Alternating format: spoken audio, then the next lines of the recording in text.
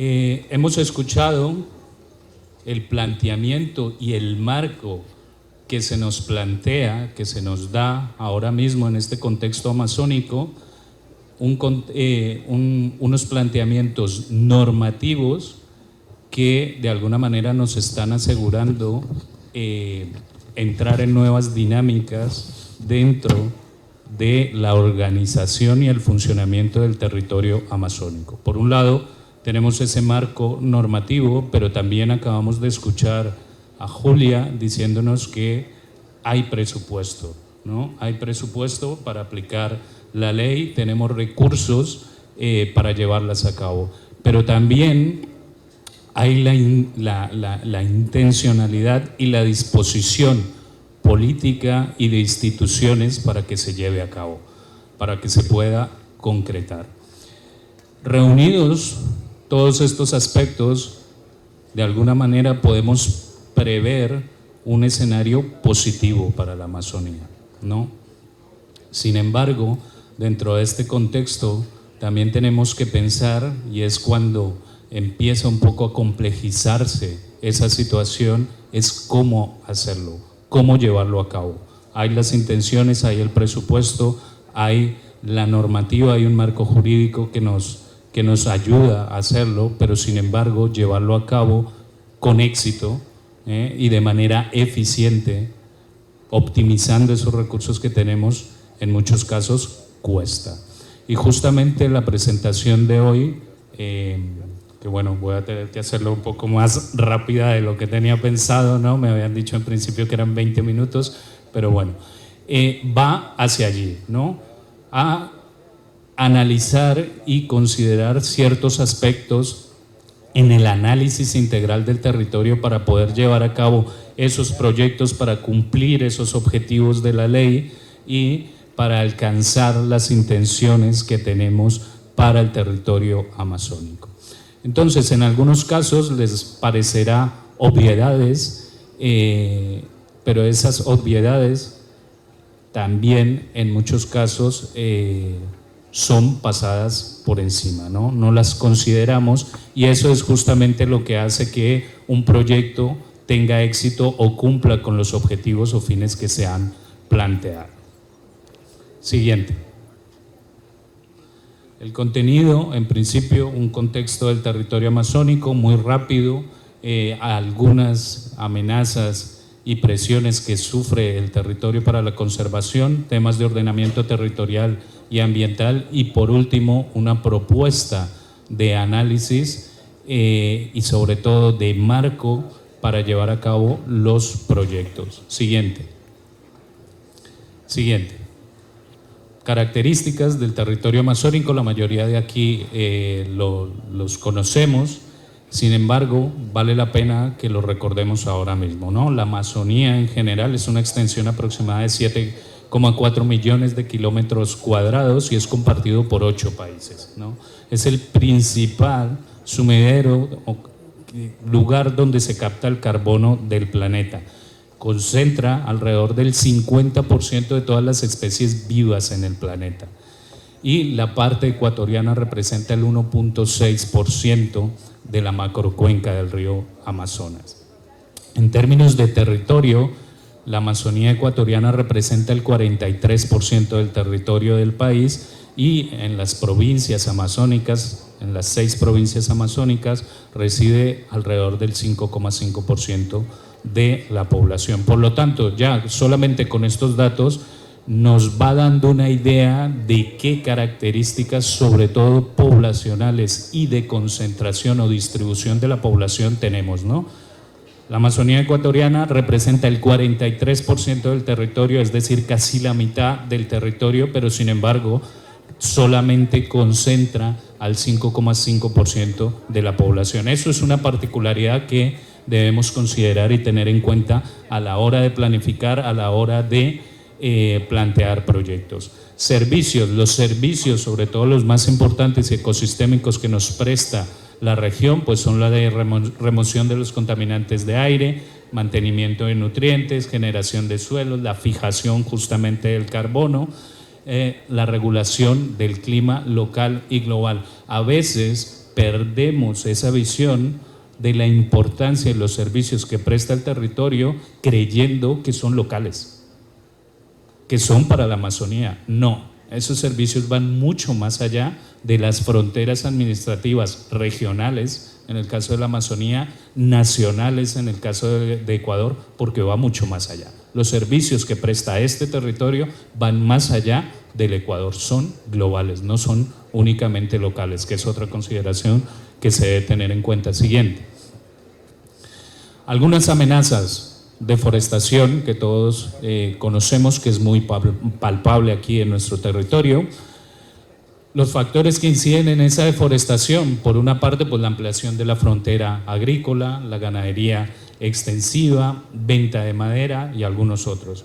Presión colonizadora, ¿no? Dinámicas actuales de poblamiento en el territorio amazónico que están también impulsadas por actividades económicas, pero también por una actividad, no actividad, sino por una dinámica propia del territorio, y es que crecemos poblacionalmente, ¿no? Cada vez somos más personas de aquí o que venimos de fuera, que vienen del resto del país o que vienen de otros países. Crece y hay una presión por parte del poblamiento en la región. Y tenemos también la actividad petrolera y minera, en donde tenemos pues los bloques de infraestructura petrolera, también tenemos actividad minera legal e ilegal, y también hay una serie de escenarios que permiten o facilitan el que se desarrollen este tipo de actividades, especialmente las ilegales. Siguiente.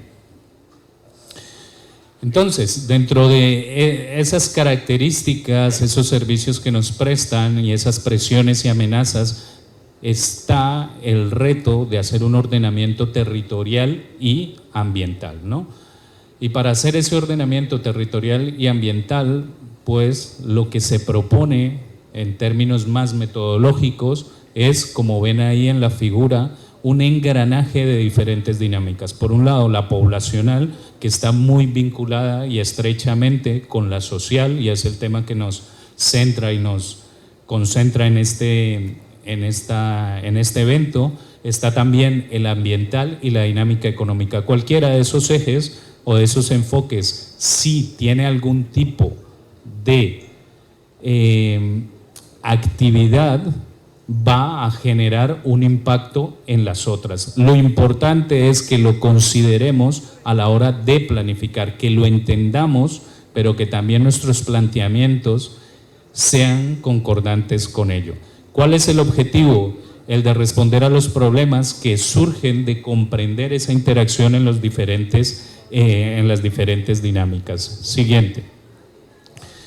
Y para eso, ese eje, el principal, que era el de la dinámica demográfica, nos implica conocer cuántas personas somos. Y a pesar que suena muy trivial y obvio, no es fácil saber con confianza y exactitud cuántas personas residimos en el territorio amazónico. Primero, por las características que les acabo de decir, una población dispersa, ¿no? En un territorio muy grande. Por lo tanto, saberlo no es fácil. Y para saberlo, por supuesto, necesitamos datos, necesitamos información actualizada para considerarlo, ¿no? Por lo tanto, el tamaño, lo que nos está describiendo es una fotografía del momento, la magnitud, cuánto es la población, y el crecimiento lo que nos está diciendo es a qué velocidad estamos cambiando. Entre otras cosas porque la Amazonía de hace 10 años y el territorio amazónico de hace 10 años no es el mismo que tenemos hoy en día, ni tampoco es el mismo de hace 30 años, ni tampoco va a ser el mismo de aquí a 20 años. En el 2030, en el 2050 no va a ser el mismo territorio. Por lo tanto, debemos considerar esos cambios. Siguiente. La distribución, ya sabemos cuántos. Tenemos que saber, además, dónde están ubicados. Hablábamos aquí que hay unas parroquias que tienen unas necesidades específicas, que tienen unas brechas sociales importantes, pero la parroquia, a pesar de que estamos hablando de la unidad administrativa más pequeña que tenemos en el Ecuador, no es igual en todo el territorio de la parroquia. Por lo tanto, necesito saber dentro de esa parroquia a quién tengo que atender, en dónde está ubicada esa persona, a dónde tengo que llevar esos servicios y además optimizarlos. Y esas decisiones pasan por saber dónde está localizada la población. Sigamos. La estructura, que tiene más que ver con la composición de la población, con las características que tiene esa población. Perfecto. Identificamos que son las parroquias, que son determinadas parroquias, podemos saber dónde están esas personas, pero también necesitamos saber qué características tienen, ¿no? Y esas características están relacionadas con educación, con salud, con movilidad, con servicios públicos, con diferentes componentes que nos dicen a quién debemos atender. Sí, tengo en la parroquia tal una determinada población que necesita un servicio, pero dentro de esa población hay personas con características diferentes que debo conocer para que la implementación de mi política pública sea efectiva, llegue a quien realmente lo necesita de acuerdo a las características que tiene esa población. Por lo tanto, es muy importante saberlo, entre otras cosas, porque si lo logro identificar claramente, señoras y señores decisores políticos que toman decisiones en política pública, se pueden ahorrar dinero y optimizarlo, y que sus programas sean mucho más efectivos. Son cosas, como les digo, muy triviales. Cualquiera diría, es lo primero en lo que yo pensaría a la hora de plantear un proyecto, a la hora de implementar política pública, pero en muchos casos lo obviamos. Siguiente. Y por último, la movilidad dentro de esa dinámica demográfica. Y es que el TENA no es el mismo un domingo que un lunes. ¿Por qué? Porque tiene dinámicas de movilidad de las parroquias del municipio, porque también tiene dinámicas de otros municipios que vienen al TENA, y por lo tanto yo como alcalde debo tener o garantizar una serie de servicios para esas demandas específicas que se hacen también en momentos específicos, de transporte, de vías, de servicios, de restaurantes, de turismo. Por lo tanto, hay que considerar la movilidad que tenemos en los lugares, sobre todo en aquellos centros que son cascos urbanos, ¿no? Y que tienen concentrados servicios de comercio u otros servicios, porque la movilidad es bastante alta. Eso no quiere decir que allí vivan estas personas, no, pero están demandando servicios públicos, también privados, que de alguna manera debo garantizar. Siguiente. Entonces, ese enfoque poblacional que les acabo de decir, conocer la población, sus características, cuántos somos, dónde está ahí, si se mueve o no se mueve, de nada sirve si yo no lo relaciono con esas otras dinámicas, que es la económica y que es la social. Por lo tanto, esos cambios que pueden haber en la población, lo que me ayuda es a abordar los procesos de planificación de cada uno de los GAT desde sus competencias. ¿Y cómo hacerlo? Siguiente. Siguiente. Ok. Anterior. Lo que tenemos aquí es un análisis integral justamente de ese territorio. Eso que ven ahí como una espina de pescado, lo que tiene son los diferentes componentes con los factores que inciden en él. En principio, en la cola pueden ver unas características del territorio en términos de servicios, los riesgos y las amenazas y las potencialidades de ese territorio. Tenemos el territorio ahí.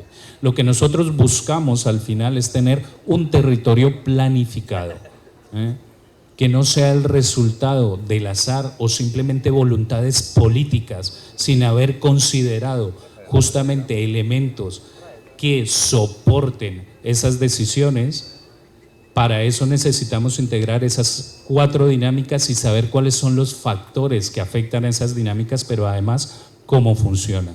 Por supuesto, esto llevaría mucho más tiempo que podamos ver cada una de esas dinámicas y los factores asociados, pero como ahora en la siguiente sesión vamos a tener la oportunidad en los talleres, podemos ahondar un poco más en esto. Siguiente.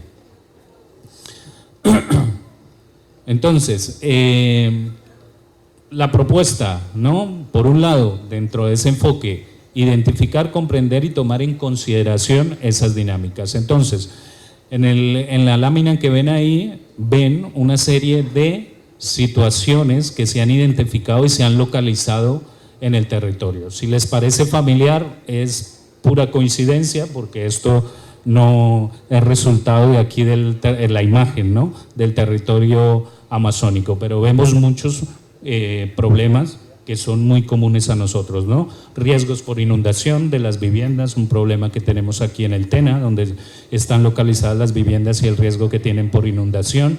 Población joven pero desempleada, que tiene que moverse porque no tiene trabajo y opciones de trabajo aquí.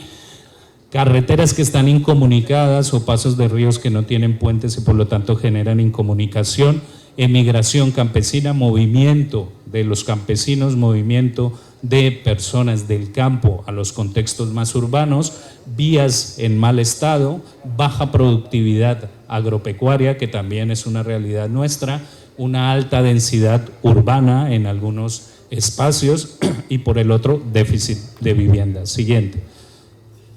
¿Qué tengo que hacer? Lo primero que tengo que hacer es comprender esa problemática, ver la interrelación que hay entre cada uno de ellos y valorar los efectos que pueden tener esos desequilibrios en términos del territorio, ¿no? Siguiente.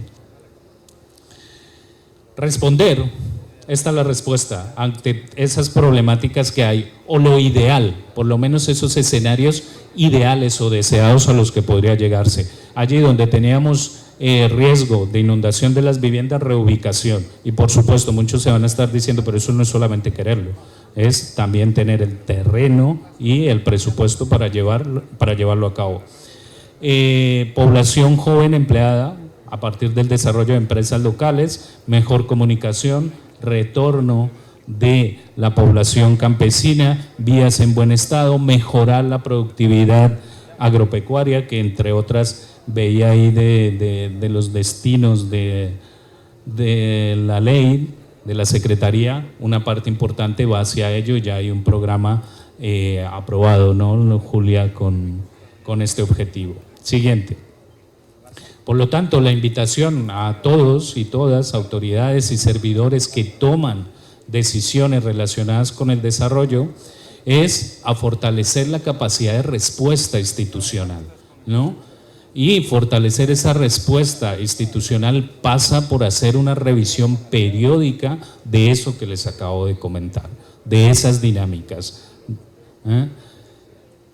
Esa revisión, y ya para cerrar, también pasa porque tengamos información adecuada, actualizada y que sea pertinente para el territorio que estamos analizando. Seguramente a nivel provincial tenemos unos datos que son válidos, que son más actualizados, que nos sirven, pero cuando queramos analizar las parroquias, lo más probable es que no encontremos información para hacerlo. Por lo tanto, una invitación aquí también es que consideremos el que tengamos un sistema de información en la Amazonía propio, como el que tiene también la otra circunscripción territorial del país, que es Galápagos, ¿no? Con un censo propio, con un sistema de registros administrativos propios que nos ayudaría mucho más a planificar mejor nuestro territorio y a tomar decisiones en términos de política pública más acertadas y con una probabilidad de éxito más alto. Para hacer esto necesitamos información. Muchas gracias. Un aplauso para el gobierno de todos.